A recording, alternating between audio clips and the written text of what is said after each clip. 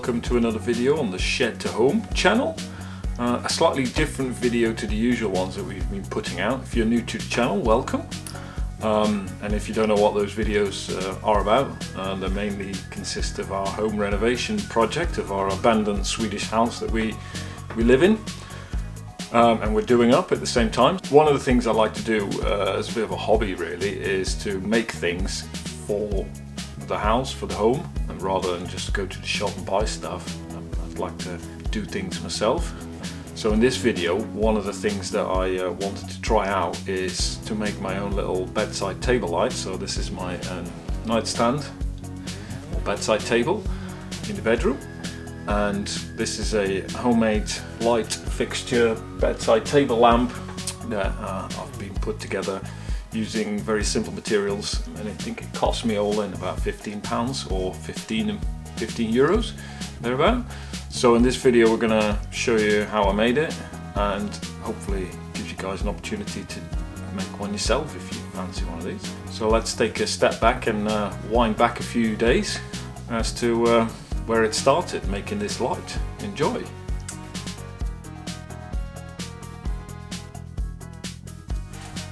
So to make your own little desk table lamp or other lamp, whatever lamp you want to make, as big, as tall, as wide you like, what you need is obviously a light fitting. I got one from IKEA, which in Sweden is a convenient and cheap place to get them. This cost, I think, the equivalent of about £10 sterling or 10 euros thereabout. It's a simple black light fitting with a cloth cable, and the nice thing with this one is it comes with the switch and the cable, so you can actually use it as a desk table standing light, and then have the ability to turn it on and off with a switch if you wish to do so. Then you obviously need a piece of wood, any wood that you want. This is just a cut off of something that I've been doing, obviously using around the house. You know, make a box or a shape that you then pour the concrete in so that it has this shape of your light, depending on how big, how small you want to make your light. And the screws obviously to hold it all together. I used a little bit of this, if I can find the beginning. Oh, there it is, I think. Hey, how can that happen? So this is basically a piece of mesh that's used for drywall. I had this laying around the house, but you could pick up one of these rolls for a couple of pounds, couple of euros from your local hardware store to basically stop the concrete from cracking. Then I use a little bit of plastic to line the wood with so you have a smooth finish. And then obviously you need a little bit of cement. Now I've got a big bag of 25 kilo of cement for various DIY projects. You can buy the little tubs. They sell it as crafts or hobby cement, 5 kilos or 2.5 kilos. I don't know the exact sizes that they do. And with the magic of editing, we cut our piece of wood into 5 smaller pieces of wood, 4 equal sizes for the sides and 1 slightly larger for the bottom. After you've cut your wood, you can obviously sand the edges down so they're a little bit smooth and allow for a flush fitment to the bottom piece so that no concrete can seep through and cause a mess on your desk or workbench where you have it curing. And then it's a matter of screwing the 4 sides together. I'm using a little drill bit to drill some pilot holes and then screw the pieces together. I'm assembling the 4 sides of the box on my workbench to allow for a nice flush finish with the bottom piece later on. The level of precision at this stage of your project enables a high quality finished project, as in a nice square piece of concrete when it's poured and set, cured in the mold. So taking your time at this stage will pay off later on. I've made a few mistakes along the way which I'll talk you through in a moment. One of the mistakes I made is that this piece of wood that I'm currently redoing, I've assembled it the wrong way round. The wood is slightly warped in one direction, and I want to ensure that all 4 sides of the concrete cast are identical, which is why I'm changing it over, and I'm just checking for squareness to make sure that everything is nice and square before we screw it down onto the bottom. I chose to use plastic to line the wood with, so I have a smoother finish to the concrete. If you like a more natural finish, you might leave this step out and have the concrete sit against the wood, which basically makes an imprint of the wood grain into your concrete. Just be mindful that if you don't use plastic, it's going to be a little harder to remove the wood from the concrete cast once it's all set and dried. So before I'm screwing down the bottom piece to the mold, I'm lining the four sides with plastic. I'm using my nail gun for a quicker and easier installation of the plastic. You can just use some nails or staples or whatever you have laying around the house to secure the plastic in place long enough so you can pour some concrete.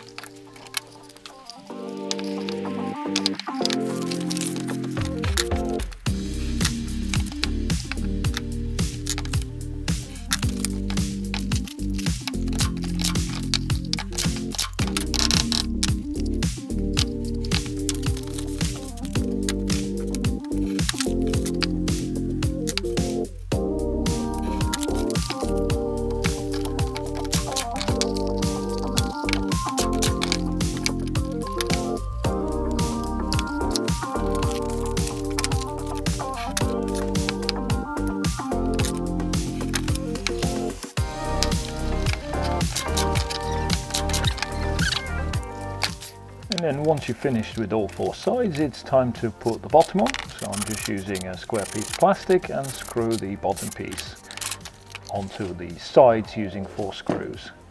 My bottom piece is slightly too small, so I had to screw them in at an angle, but shouldn't matter too much. It's only a one-off concrete mold, so it doesn't matter how pretty it is. The next step is to make what is going to be the hole for the light fitting to go through into the concrete. So I'm using my hole drill to cut some holes into a piece of wood, and then instead of using the outer bit, I'm using the inner bit, so the round piece that I just drilled out. Because my hole saw isn't long enough to drill from one side all the way through to the size of timber that I was using for this project, I end up cutting or drilling from both sides. So this is why I now have to spend some time sanding the round piece down, as there is a bit of a burr visible in the middle there as I'm putting it into the battery drill. So I'm using my battery powered drill, strapped it down into the vise, and use the cable tie to hold down the trigger, so I have an easier time sanding it down nice and round. The burr is actually so big that it was slipping in the drill, so I now have to spend some time securing it a little bit tighter so it doesn't slip while I'm sanding. And I actually ended up using a file to get rid of the bigger burrs before using different grits of sandpaper to fully smoothen out the round piece.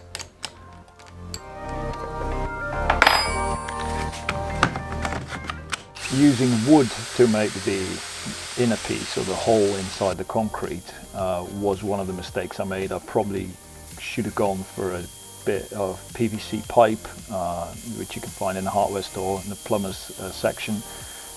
It's about the same size as your standard 50mm drain pipe for this light fitting from IKEA.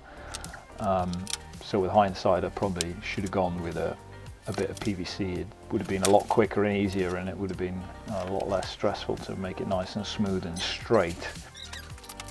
Because I don't like the sight of cables coming out the light, I'm making a little hole in the side of the box in which I will feed an M8 threaded rod covered in aluminium tape, which will form the basis for a cable channel coming out the bottom of the light.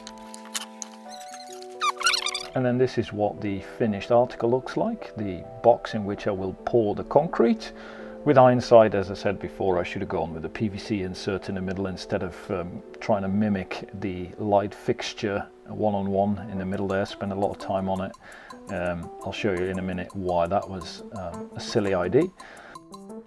Then the next step is to mix some concrete or cement put the cement into a bucket, and I'm using a little bit of water at a time and a battery powered drill with a mixer attachment, but you can do this quite easily by hand using a small shovel, and just keep adding more and more water whilst mixing it until the substance is liquid enough to pour. I've poured a little bit of concrete into the mold and just making sure that it's filling all the corners. There's no air bubbles because this will be visible later on. Now I'm adding the mesh, which will act as a bit of support and strength, as the big hole in the middle will be the weak spot. So if you were to accidentally drop the lamp or you knock off the edge of the table, then it would split in half once it hits the floor. So this will just stop it from doing that. Then I'm pouring the concrete carefully around into each corner of the mold to fill it up evenly and to avoid trapping air bubbles in your cast, which will show as little holes in the finished concrete.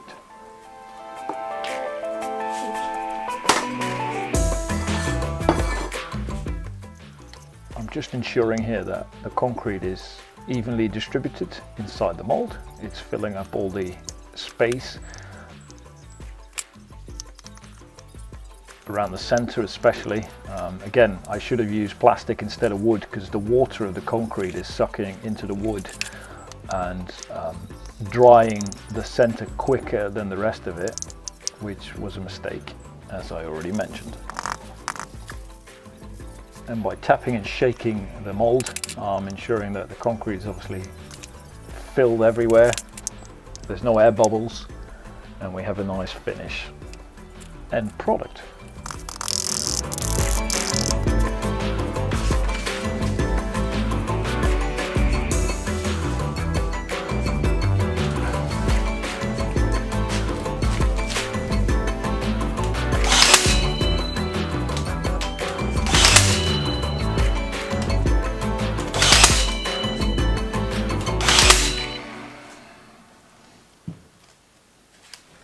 Put a bit of plastic in it actually.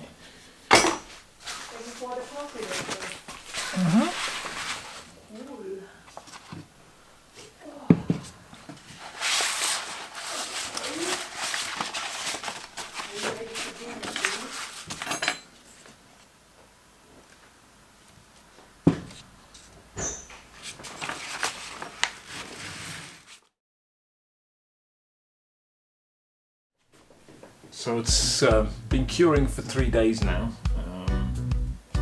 So I've put some weights on top of it. So what I did, just to keep the moisture inside, is put a little bit of off-cut plastic on top of it, and then put some weights on top of it to keep the plastic down, basically to keep the moisture inside until it was fully dried. So yeah, let's have a look and see what's inside.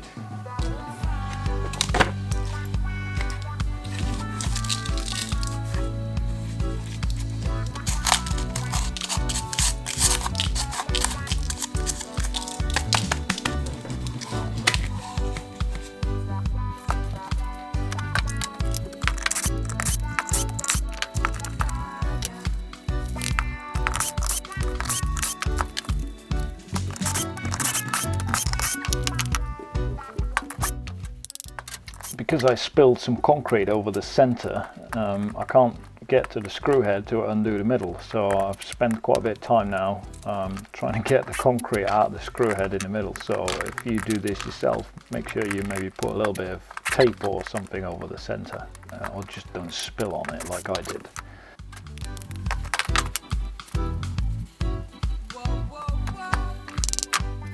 And because I used wood instead of plastic, or forgot to cover it in plastic, it's now extremely difficult to remove from the concrete because the concrete is sucked into the wood together with the moisture that's obviously in the concrete when you mix it. So it's been quite a challenge to get the centerpiece out, to the point where I resulted in using my hole drill to drill holes basically the same diameter as the wood, to drill the wood out of the concrete.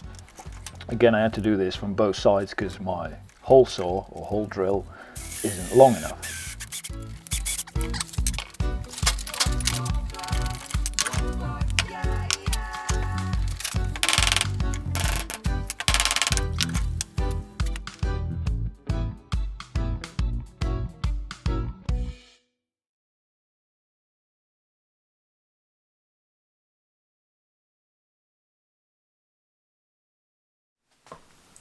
She is quite rough on the edges, as you can see, and I had a little bit of piece on the inside break away as well. So next step will be to sand it and make it look a bit prettier, and then we're going to polish it up so it looks a bit more like a nice finished surface. So I'm starting by hand using a small piece of 40 grit sandpaper, just smoothing out the edges before I use a sander. This should avoid any chunks being knocked out of the cast by the sander. Now I can only recommend doing this outside and using a dust mask of sorts, because as you can see in this clip, it's very dusty, very dirty, and not very nice to have inside your house or workshop, so I'll just do this outside.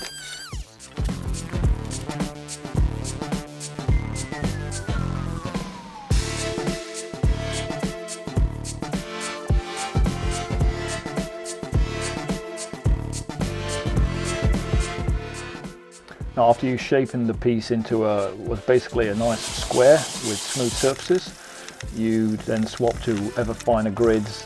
This is, I think, 180 grid by this point, so I'm using just a sanding block, a wooden block with a piece of sandpaper wrapped around it, and start polishing out the concrete.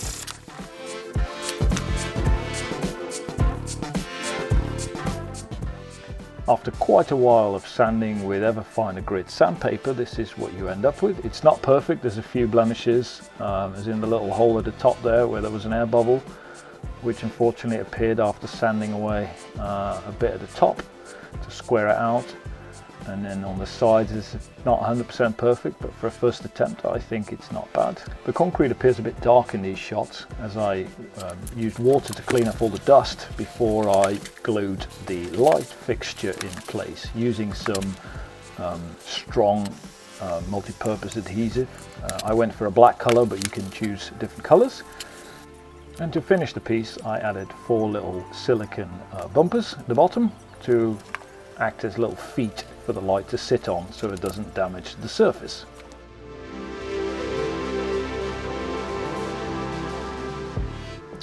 Personally, I believe it turned out quite nicely. It was a little bit more work than I initially anticipated because I made some mistakes along the way, but as you go, you learn.